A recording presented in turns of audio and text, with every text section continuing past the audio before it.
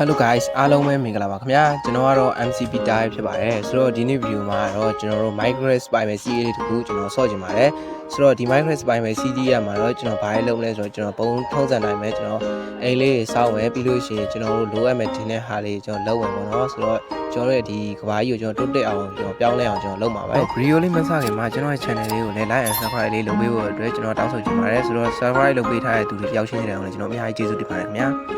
ကဲဆိုတော့ကျွန်တော်ဒီဗီဒီယိုလေးကိုစလိုက်ကြအောင်ဗျာဆိုတော့ကျွန်တော်ပထမဆုံးအနေနဲ့ကျွန်တော်ဝေါ်ရဲရောက်ချင်းမှာတော့ကျွန်တော်ထုံးစံအတိုင်းကျွန်တော်တစ်ပင်လေးတွေကျွန်တော်လိုက်ပြီးခုတ်ပါမယ်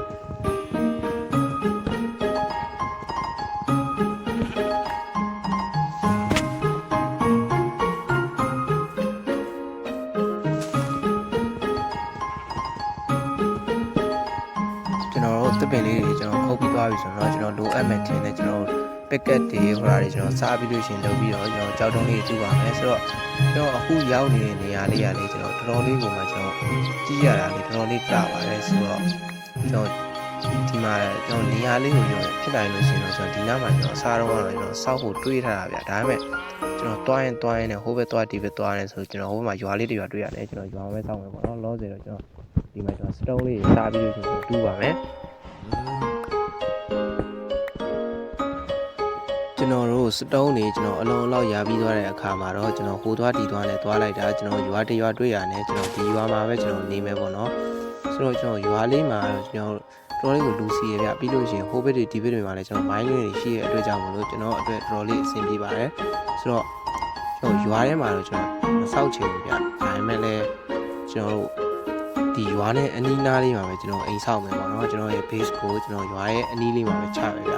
ျဒီရွာရဲ့ရှူခင်းလေးကတော့ကျွန်တော်အပေါ်ပိုင်းကနေကျွန်တော်ကြည့်ရမယ်ဆိုတော့လေးလာဗျဒီရွာလေးကလေကျွန်တော်တောင်ပေါ်ဒေသမှာကျွန်တော်ဆောက်ထားတာဆိုတော့ဟိုမှာလည်းရေချောင်းကြီးနဲ့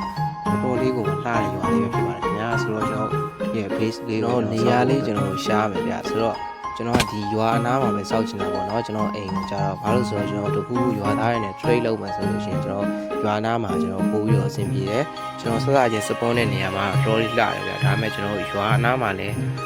လှတဲ့တော့ဖြစ်တဲ့အတွက်ကြောင့်မလို့ကျွန်တော်ရွာနားမှာပဲကျွန်တော်ရဲ့ base လေးကိုစောက်မယ်ပေါ့နော်ဆိုတော့ကျွန်တော်တို့ရဲ့ base လေးကိုကျွန်တော်စောက်ဖို့အတွက်ကျွန်တော်နေရာလေးရှာလိုက်အောင်ဗျဒီအရှိအနားလေးမှာဆိုလို့ရှိရင်ကျွန်တော်တို့ရဲ့ဒီရွာနဲ့လည်းတိတ်မဝေးဘူးဗျာပြီးလို့ရှိရင်ဒီမှာတယံဇာတတွေလည်းနည်းနည်းပေါ်ကျွယ်သွားဆိုတော့ကျွန်တော်ဒီနားလေးမှာပဲကျွန်တော်ဒီတောင်ထိပ်လေးနားမှာပဲကျွန်တော်ရဲ့ base လေးကိုစောက်မယ်ပေါ့နော်ပြီးတော့ကျွန်တော် airport မှာပဲကျွန်တော် airport မှာပဲကျွန်တော်နေတာကောင်းမှာပေါ့နော်ဘာလို့ဆိုတော့ဟိုဘက်မှာလည်းကျွန်တော်ရွာနဲ့လည်းနီးရပါပြီးတော့ဒီဘက်မှာလည်းကျွန်တော်နည်းနည်းလှတာဖြစ်တဲ့အတွက်ကြောင့်မို့ကျွန်တော်ဒီနားမှာပဲကျွန်တော်ရဲ့ base အသေးလေးကိုကျွန်တော်အရင်ဆုံးအနေနဲ့ကျွန်တော်စောက်လိုက်ပါတယ်ကျွန်တော် export ဝိုင်းစီပြီးတော့ကျွန်တော်ဒီဟိုနာဒီနာကျွန်တော်ပတ်ကြည့်ရပေါ့နော်ဘာလို့ဆိုတော့ကျွန်တော်အပင်လည်းမရှိဘူးကွာအပင်တွေလည်းမရှိဘူးပြီးလို့ရှိရင်ကျွန်တော်မိုင်းတွင်းရလည်းကျွန်တော်ကြီးကြီးမားမားသိပ်မရှိဘူးပေါ့အားကြောင့်ကျွန်တော်ကိုယ်တိုင်လုပ်ပြီးလို့ရှိရင်ကျွန်တော်ကိုယ်တိုင်မိုင်းရမယ်ပြီးလို့ရှိရင်ကျွန်တော်အဓိကကျွန်တော်အပင်တွေအများကြီးဆိုင်ရဗျာအရှိပါကျွန်တော်တစ်ပင်တွေတွေ့တယ်ဒါပေမဲ့အဲ့ဒီတစ်ပင်ကိုပဲကျွန်တော်ပြီးလို့ရှိရင်မျိုးစီပွားပြီးတော့အဲ့ဒီအပင်ကနေပဲကျွန်တော်ပွားလိုက်အောင်ဗျာဆိုတော့လောဆယ်တော့ကျွန်တော်ဒီစတုံးလေးတွေကျွန်တော်အရင်ဆုံးတူးရမှာပေါ့နော်ဒီစတုံးလေးတွေတူးပြီးသွားလို့ရှိရင်တော့ကျွန်တော်ရဲ့တပင်မျိုးပွားမယ်ပြီးလို့ရှိရင်ကျွန်တော်မိုင်းတူးမယ်ပေါ့နော်ဆိုတော့ကျွန်တော်ရဲ့ machine လေးကိုကျွန်တော်စားပြီးတော့ကျွန်တော်လိုက်လုပ်ပါမယ်ကျွန်တော်ဒီမှာကျတော့ကျွန်တော် shader လေးပြောင်းနေတယ်ဘာလို့ဆိုတော့ကျွန်တော်ကအဲ့ shader အရင်ဟိုလာဖြစ်တဲ့ဟာကြီးနဲ့ဆော့ပြီးဆိုကျွန်တော်ခေါင်းတော်တော်မူးနေဗျကျွန်တော်လုံးဝအဆင်မပြေဘူးပေါ့နော်ကျွန်တော် shader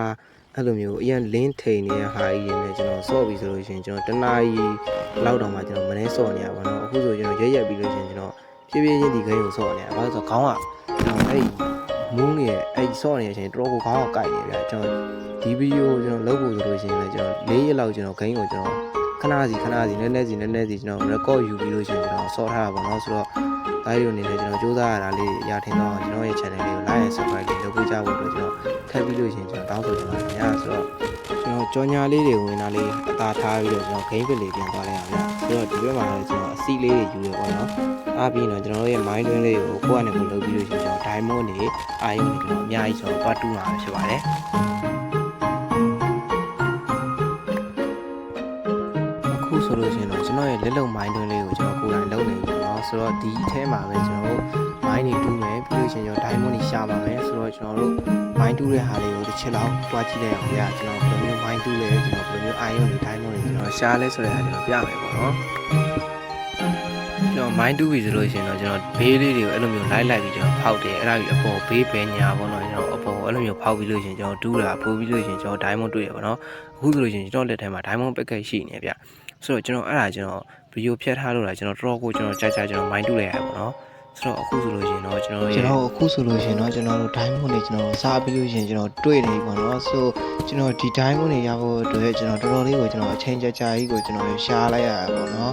ဆိုတော့ကျွန်တော်နောက်ထပ်လည်းကျွန်တော် diamond တွေကျွန်တော်အများကြီးထပ်တွေ့အောင်ပါဗျဆိုတော့လောဆယ်တော့ကျွန်တော်မှာ inventory ထိုရီထဲမှာပြည့်နေပေါ့နော်အဲ့ဒါကြောင့်ကျွန်တော်ထပ်ဖြုတ်တယ်မလိုအပ်တဲ့ပစ္စည်းတွေပေါ့အဲ့မှာကျွန်တော်တူးလာတာဘယ်လောက်ထိကြားတယ်မကြားတာတားရီကိုကြည့်လိုက်ကျွန်တော် inventory အကုန်လုံးပြည့်နေပြီပေါ့နော်ကျွန်တော်တကယ်တမ်းကျတော့အဲ့မှာတူးနေနဲ့ကျွန်တော် mine တွင်းနဲ့ကြာသွားဗျအဲ့ဒီ mine တွင်းထဲမှာပဲကျွန်တော် diamond တွေအများကြီးတွေ့ပါတယ်ဆိုတော့ကျွန်တော်ရဲ့အဲ့ရှိသမျှ diamond တွေအကုန်လုံးကိုကျွန်တော်သိမ်းပြီးလို့ရှိရင်ကျွန်တော်အပေါ်ပြန်တက်လာခဲ့ပါတော့ဒါပေမဲ့ကျွန်တော် diamond တွေပဲကျွန်တော်တွေ့ရဗျာiron တွေကတော့ကျွန်တော်သိမ့်မတွေ့ပါဘူးဗျာကျွန်တော်ကစေတနာအပြည့်နဲ့ကိုပြောရတယ်သိလားမိုင်းတူးပြီဆိုလို့ရှိရင်ကျွန်တော်လိုမျိုး light တူးပြဒီမှာကြည့်အခုဆိုလို့ရှိရင်ကျွန်တော်ဘေးဘယ်ညာအကုန်လုံးတူးတယ်ကျွန်တော်အဲ့မှာပဲကျွန်တော် diamond ကျွန်တော်စတွေ့ရပါတော့အဲ့လိုမျိုးတူးတာပို့ပြီးလို့ရှိရင်ကျွန်တော်တို့ diamond ရနိုင်ခြေပို့ပြီးများပါတယ်ခင်ဗျာ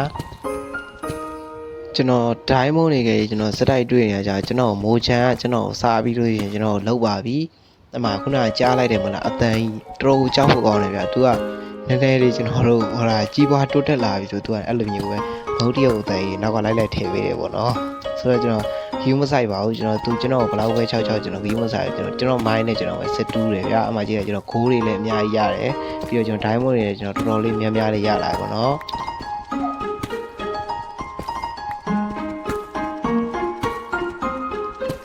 ကဲဗျာဆိုတော့ကျွန်တော်တို့အပေါ်တော့ကျွန်တော်ပြန်ပြီးလို့ရှိရင်ရောက်လာပြီဗျကျွန်တော်ရဲ့ base လေးရှိကိုကျွန်တော်ပြန်ရောက်လာပါပြီဆိုကျွန်တော် export point လေးချက်တော့ဆက်လိုက်အောင်ဗျဆိုကျွန်တော်ဗီ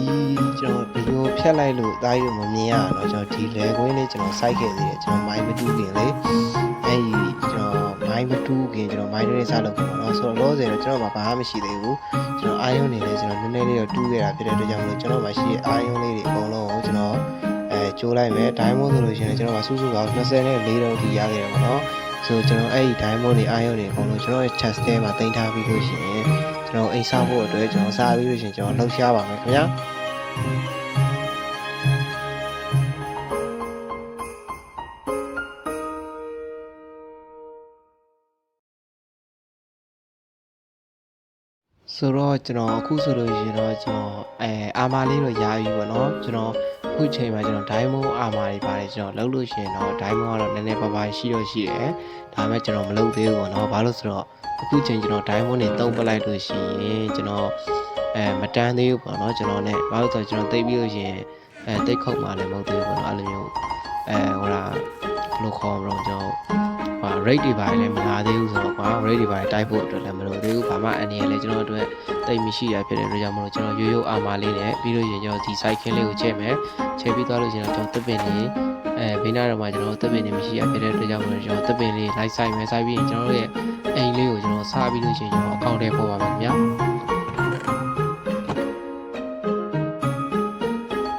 ဒီမှာဆိုရင်ကတော့ကျွန်တော်ဗီဒီယိုအစမှာပြောခဲ့တဲ့အတိုင်းပဲကျွန်တော်က shader အဲ့လိုမျိုးဟိုလာဖြစ်ပြီးဆိုလို့ရှင်ကအရန်လင်းဟာကြီးစော့ပြီးဆိုကျွန်တော်နည်းနည်းလေးခေါင်းတော်တော်လေးကိုမူးတယ်ဗျာဆိုတော့ကျွန်တော် shader လေးတစ်ချက်တော့ကျွန်တော်စမ်းကြည့်နေရပါတော့ဆို shader လေးစမ်းပြီးတော့ကျွန်တော်အိမ်ဆောက်ဖို့အတွက်ပဲကျွန်တော်ပြန်သွားလိုက်အောင်ကျွန်တော်မြေလေးစကြည့်ပါမယ်ဗျာ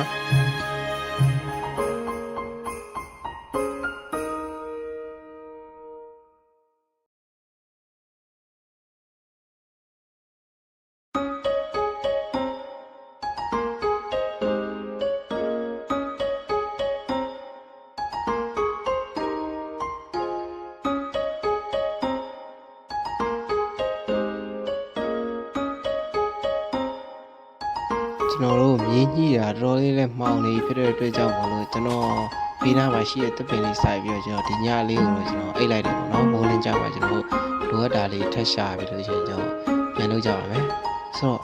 ရန်ကုန်မှာကျွန်တော်တာယာလှပတဲ့မနက်ခင်းလေးပဲဖြစ်ပါတယ်တော်တော်လေးကိုမှနေလုံးရလှတယ်ပေါ့နော်ပြီးတော့ကျွန်တော်စိုက်ခင်းလေးကလည်းတော်တော်လေးကိုမှတိုးတက်နေလို့ပြောလို့ရတယ်ဗျာဆိုတော့ကျွန်တော်စိုက်ခင်းလေးကျွန်တော်ထပ်ပြီးလို့ရှိရင်ကျွန်တော်တိုးချက်လိုက်ပါဦးမယ်ပြီးတော့ကျွန်တော်တို့ရဲ့အဓိကမရှင်ဖြစ်တဲ့ကျွန်တော်ရဲ့အိမ်လေးကိုပဲကျွန်တော်ပြန်ပြီးတော့ကျွန်တော်စောင့်ပါမယ်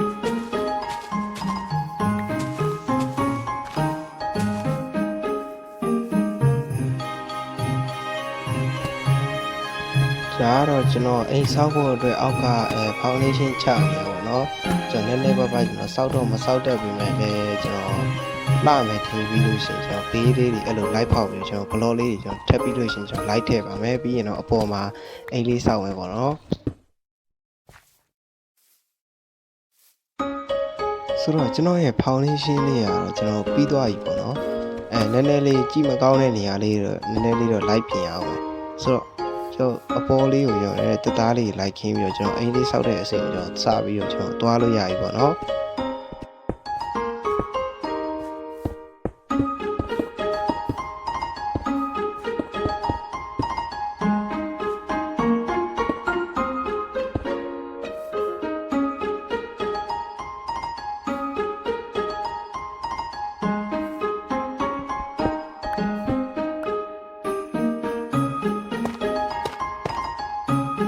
ကျွန်တော်တော်လေးတော့မိုက်နေပြီ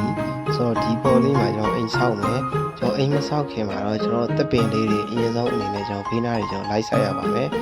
ကျွန်တော်မှာတပ်ပင်ဆိုအခုဒီမှာ2ပင်လောက်ပဲရှိသေးတယ်ပေါ့နော်ဆိုတော့ကျွန်တော်တပ်ပင်စိုက်ပြီးလို့ရှင်တော့ကျွန်တော်တို့လိုအပ်မယ်ထင်တဲ့တသားလေးတွေရှားပါမယ်ခင်ဗျာဒီမှာဆိုလို့ရှိရင်ကတော့ကျွန်တော်လိုအပ်မယ်ထင်တဲ့တပ်ပင်လေးတွေစိုက်တယ်စိုက်ပြီးတော့ကျွန်တော်ရဲ့အိမ်လေးကိုကျွန်တော်စစ်လက်ဆောက်ဖို့အတွက်ကျွန်တော်တပ်ပင်တွေအများကြီးစိုက်ခဲ့တယ်ပေါ့နော်ပြီးလို့ရှိရင်ကျွန်တော်တပ်ပင်တွေပြန်ခုတ်လိုက်စိုက်လိုက်ခုတ်လိုက်စိုက်လိုက်နေပဲကျွန်တော်အချိန်လေးကျွန်တော်အများကြီးကုန်ခဲ့ပါတယ်ခင်ဗျာအခုဆိုလို့ရှိရင်တော့ကျွန်တော်ရဲ့အိမ်လေးကိုကျွန်တော်စပြီးလို့ရှိရင်ကျွန်တော်စောင့်နေပါပြီခင်ဗျာဆိုကျွန်တော်တက်သားတွေရောကြောက်ခဲတွေရောကျွန်တော်လိုအပ်မဲ့ accessory တွေအကုန်လုံးတော့ကျွန်တော်အပြည့်စုံတော့ကျွန်တော်ရသွားပြီဆိုကျွန်တော်လိုအပ်မဲ့လှုပ်ရှားရှိတဲ့ကျွန်တော်ရဲ့အိမ်လေးကိုပဲကျွန်တော်စားပြီးလို့ရှိရင်ကျွန်တော်စောက်ပါတော့မယ်ခင်ဗျာ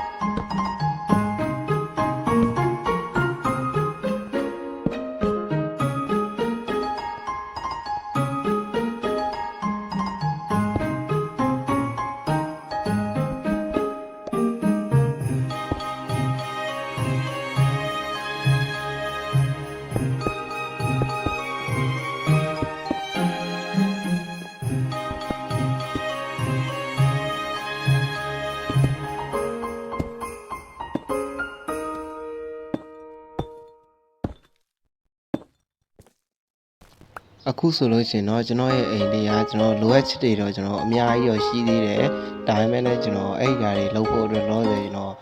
အချိန်သိမ့်မအားနဲ့ကျွန်တော်ဗီဒီယိုလေးကိုကျွန်တော် recording လေးခဏအပ်ပြီးလို့ရှိရင်ကျွန်တော်ခဏနားယူလိုက်တယ်ပေါ့နော်ဘာလို့ဆိုတော့ကျွန်တော်ခေါင်းကကျွန်တော်အရင်မူးနေတဲ့အတွက်ကြောင့်လည်းကျွန်တော်အိမ်ဆောက်တဲ့နေရာကိုကျွန်တော်လုံးဝ idea ကျွန်တော်မထွက်ဘူးပေါ့နော်ကျွန်တော်ရဲ့ site ခင်းလေးကိုပဲကျွန်တော်ဟို site လိုက်ဒီ site လိုက်နဲ့ site ခင်းရတယ်တော့ကိုဖြည်းဖြည်းနဲ့ကြီးလာပြီပေါ့နော်ဆိုတော့ကျွန်တော်တို့ဒီအိမ်ဆောက်မဲ့ idea လေးကျွန်တော်ခဏလောက်ခေါင်းအေးလေးထားပြီးကျွန်တော်စဉ်းစားပြီးတော့ကျွန်တော်ပြန်ပြီးတော့စောက်ပါမယ်ကဲဆိုတော့ကျွန်တော်ပြန်လာပါပြီခင်ဗျာခေါင်းခဏလေးအမူးလေးပြေသွားတဲ့နောက်ပိုင်းကျွန်တော်ဂိမ်းနဲ့ပြန်ဝင်ပြီးတော့ကျွန်တော် recording လေးကျွန်တော်ပြန်ယူပြီးလို့ရှိရင်တော့ကျွန်တော်ပြန်ဆော့ပါမယ်ဟိုရောက်ရင်နေကြီးကလှလိုက်တာကွာဒီ brain box နားလေးကြည့်ပါဆိုကျွန်တော်တို့အခုဒီ brain box တွေကိုကျွန်တော်သဲလေးတွေကျွန်တော်မထည့်ရသေးဘူးပေါ့နော်သဲနဲ့ကျွန်တော်မှန်နေမထည့်ရသေးဘူးဆိုတော့ကျွန်တော်မှန်နေထည့်မယ်ပြီးလို့ရှိရင်ကျွန်တော်အိမ်ကိုလိုအပ်တဲ့ဟာတွေကျွန်တော်ပြင်ဆင်မယ်ပြီးတော့ကျွန်တော်ရဲ့လိုအပ်တဲ့ accessory ပေါ့နော်အထက်ကပစ္စည်းလေးတွေကျွန်တော်လိုက်ထည့်ပြီးလို့ရှိရင်တော့ကျွန်တော်အိမ်လေးကပြီးသွားပြီဆိုတော့လောဆယ်ကျွန်တော်ညမောင်လေးဖြစ်တဲ့အတွက်ကြောင့်ကျွန်တော်သွားယူလိုက်မယ်ပြီးမနေ့မိုးလေးနဲ့အခါကျမှကျွန်တော်အိမ်လေးကိုစပြီးတော့ကျွန်တော်ပြန်ဆောက်ပါမယ်ခင်ဗျာတကယ်ပြောတာဘရိုရေပြောလို့ပြောတော့မဟုတ်မနေ့ခင်းကျွန်တော်နိုးထလာပြီဆိုအဲ့ဒီကနေကြီးကတော်တော်လေးကိုမှလှတာတာကြီးကိုရေနေဝင်ပြီဆိုလို့ရှိရင်ကျွန်တော်အိမ်ပရင်းပေါက်ကနေနေလုံးကြီးကိုလှမ်းတွေ့နေရတာပေါ့နော် နေထွက်ပြီဆိုလို့ရှိရင်လည်းကျွန်တော်အိမ်ရှေ့ကနေကျွန်တော်ထွက်တာဆိုတော့တော်လေးမိုက်ပါတယ်ဆိုတော့ဒီနားကျွန်တော်ဖန်ထားမယ်အဲ့ဒီဘေးနားအပေါက်တွေကကျွန်တော်မှန်နေမထဲတော့ဘူးเนาะဘာလို့ဆိုတော့ကျွန်တော်မှန်ထဲကိုလည်းမဆန်ဘူးပြီးတော့ဒီတိုင်းလေးကြည့်ရတာပိုးပြီးတော့ကျွန်တော်မိုက်တယ်ဗျဆိုတော့ကျွန်တော်သဲလေးတွေကျွန်တော်စပြီးလို့ရှိရင်ကျွန်တော်သွားတူးမယ်ပေါ့နော်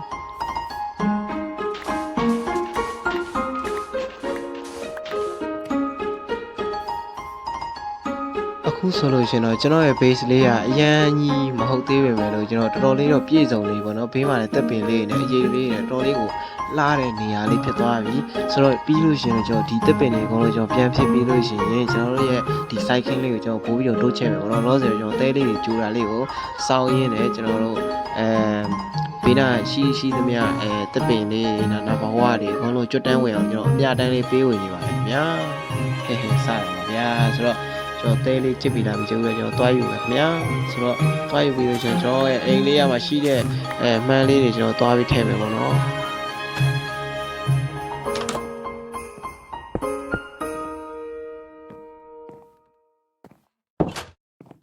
ဆိုတော့ကျွန်တော်ဒီနားမှာရှိတဲ့ကျွန်တော်တပ်ပင်လေးတွေအကုန်လုံးကျွန်တော်ခုတ်ပြီးလို့ရှိရင်ကျွန်တော်တို့ရဲ့ cycling လေးကိုထပ်ပြီးလို့ရှိရင်ကျွန်တော်တိုးချဲ့လိုက်အောင်ရဆိုဒီတပ်ပင်တွေအကုန်လုံးကတက်သားတွေနဲ့တရွတ်တွေအကုန်လုံးတပ်ပင်မျိုးစေ့တွေအကုန်လုံးကျွန်တော်ရဲ့အိမ်နောက်ဖေးမှာစိုက်မယ်ပေါ့နော်ဘာလို့လဲဆိုတော့ဟိုမှာကြည့်ကျွန်တော်အခုစိုက်ထားကျွန်တော်အိမ်နောက်ကမှာတပ်ပင်တွေအစားတော့ဆိုတပ်ပင်တွေကမရှိဘူးကျွန်တော်တပ်ပင်ကကျွန်တော်အခုနေတဲ့ base ကတော့တော်ကိုမှရှားတယ်ပေါ့နော်ရှားရဆိုတာလေကျွန်တော်ဝေးတယ်ပေါ့နော်ကျွန်တော်နေတဲ့နေရာနဲ့တပ်ပင်တွေရှိတဲ့နေရာတွေဆိုတော့ကျွန်တော်တပ်ပင်တွေအများကြီးတော့လိုအပ်ပါတယ်ဆိုလောဆယ်တော့ကျွန်တော်တို့ရဲ့cycling တွေကျွန်တော်စပြီးလို့ရှိရင်ကျွန်တော်တိုးချဲ့ပါမယ်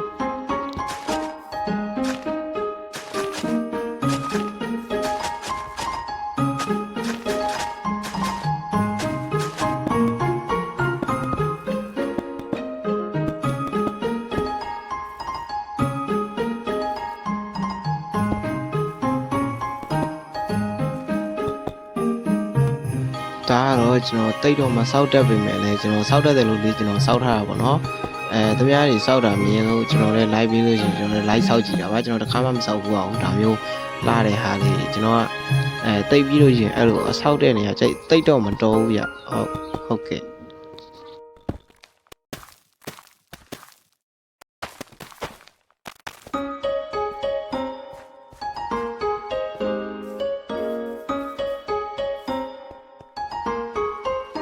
ဒီမှာကြည့်သားကြီးတို့ကြောက်တုံးကအထဲဝင်နေတာမှသူရအောင်ရှင်းတန်းနိုင်သေးတာ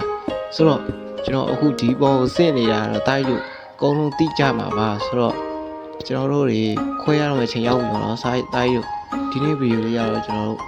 ဒီကောင်ဘာလို့နှုတ်ဆက်ပါမယ်လို့ပြောနေကြပါကွာဒီ NCP တာဆိုတဲ့အကောင်ဘာလို့နေမသိဘူးစတာပါဗျာဆိုတော့